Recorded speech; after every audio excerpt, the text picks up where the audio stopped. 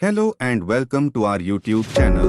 So for today's video, I will be teaching you how to determine your actively used CPU cores in your Windows 11. But before that, don't forget to like, share and subscribe. Also click the notification bell so you will not miss out our future videos.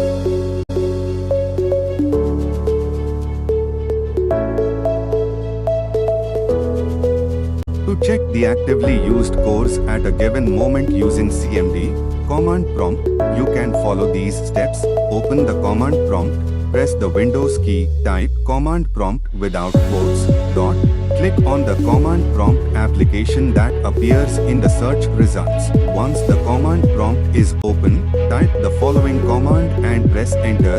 WMIC CPU get number of enabled core. After running the command, you will see the number of enabled actively used cores by your processor display.